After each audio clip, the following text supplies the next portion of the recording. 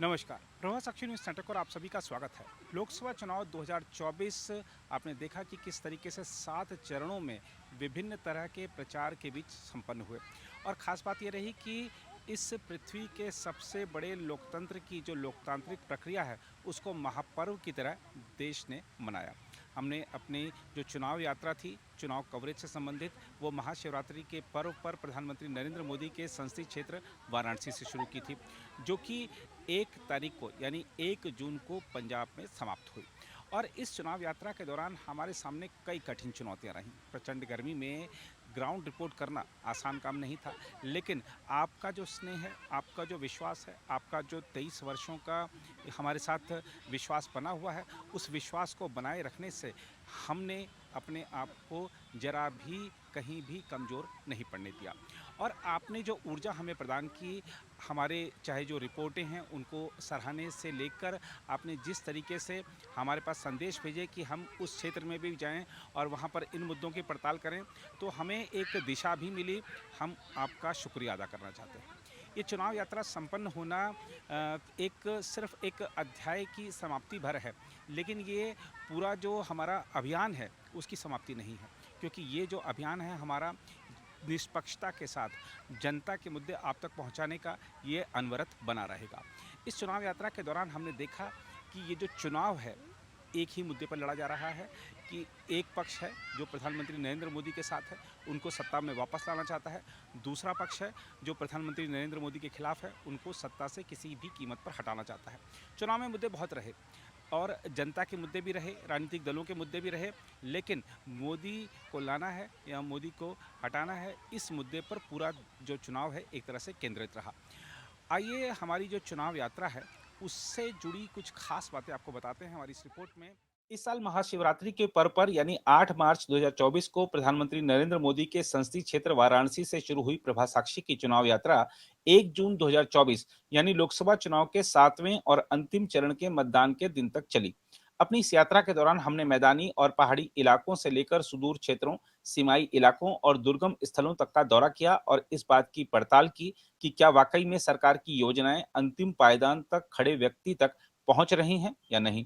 जब हमने अपनी यात्रा शुरू की थी तो तापमान 18 डिग्री था और यात्रा के समापन के समय यह 50 डिग्री के आसपास रहा। बढ़ते तापमान की वजह से बढ़ती चुनौतियों के बावजूद हमारी यात्रा अनवरत इसलिए जारी रह पाई क्योंकि लोकतंत्र का यह पर्व हमको ऊर्जावान बनाता रहा।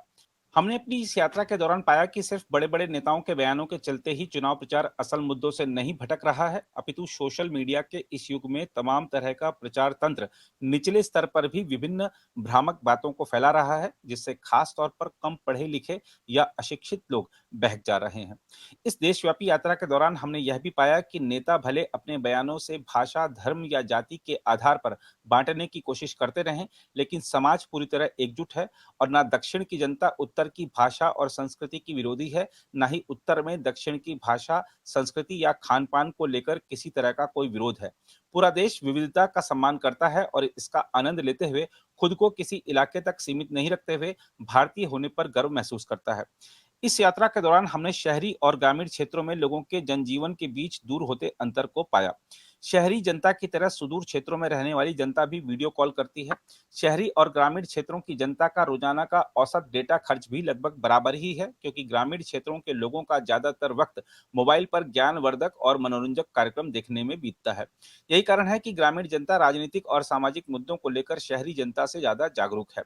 शहरों की तरह ग्रामीण क्षेत्रों में बड़े बड़े मॉल भले नहीं हों, लेकिन छोटे और मध्यम स्तर तक के मॉल हर इलाके में पहुंच चुके हैं और ब्रांडेड वस्तुओं पर अब शहरी जनता का एकाधिकार नहीं रह गया है। ग्रामीण इलाकों में भी शहरों की तरह दोपहिया और चार पहिया वाहन अच्छी संख्या में पहुंच चुके हैं। समृद्धि के मामले में देखें तो ग्रामीण इलाके तरक्की कर रहे हैं, लेकिन शिक्षा और स्वास्थ्य सेवाएं ऐसी चीजें हैं जिनमें अब भी बहुत सुधार की जरूरत है।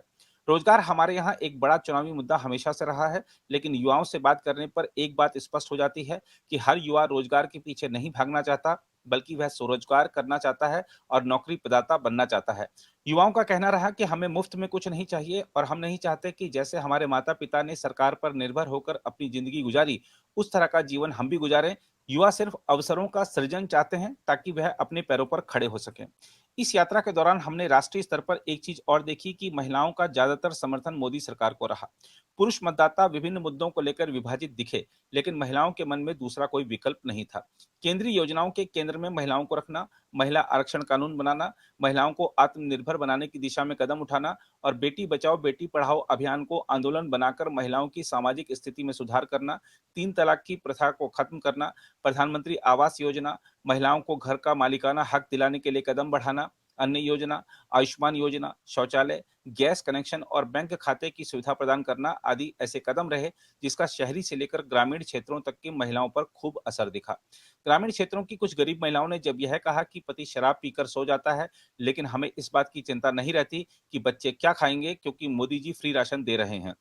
कुछ लोगों ने कहा कि पहले घर में किसी का स्वास्थ्य खराब हो जाता था तो हम कुछ कर नहीं पाते थे, लेकिन अब हमारी जेब में हमेशा 5 लाख रुपए वाला आयुष्मान कार्ड पड़ा रहता है, जिससे हम अपनी स्वास्थ्य संबंधी दिक्कतें दूर कर सकते हैं। एक महिला ने कहा कि मैंने अपने पति का हृदय का ऑपरेशन करवाया और यह सब सिर्फ मोदी जी की ही बदौलत संभव हो सका। प्रधानमंत्री आवास योजना के लाभार्थियों से जब हम मिले तो घर की छत मिलने की खुशी उनकी देखी जा सकती थी।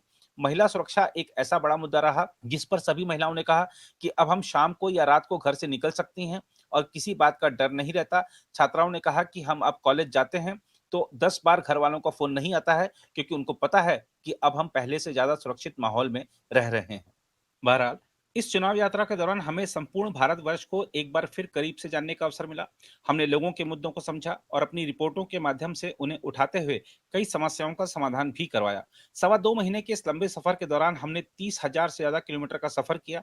400 के आसपास संसदीय सीटों का हाल आप तक पहुंचाने के लिए कई दिन ऐसे भी रहे जब हमने अपनी नींद सफर के दौरान ही पूरी की। गर्मी के मौसम में ग्राउंड रिपोर्ट तैयार करने के दौरान अक्सर पसीने से तरबतर रहने वाली प्रभा साक्षी टीम ने मौसमी चुनौतियों की परवाह नहीं करते हुए जनता की आवाज निष्पक्षता के साथ उठाई। हमें उम्मीद है कि हमारा यह सफर आपको पसंद आया होगा और आप आगे भी हमारा उत्साह बढ़ाते रहेंगे। तो ये थी हमारी चुनाव यात्रा। ये जो चुनाव यात्रा है आगामी चुनाव में भी जारी रहेगी। आपके जो मुद्दे हैं वो सरकार तक पहुंचाने और सरकार की योजनाएं जो हैं वो आप तक पहुंचाने के लिए हम एक पुल के रूप में काम करते रहेंगे। अगर आप भी लेना चाहते हैं देश दुनिया की तमाम जानकारी तो आज ही सब्सक्राइब करें हमारे चैनल को। साथ ही नीचे दिए बेल आइकन को जरूर दबाएं ताकि हर अपडेट आप तक पहुंच सके।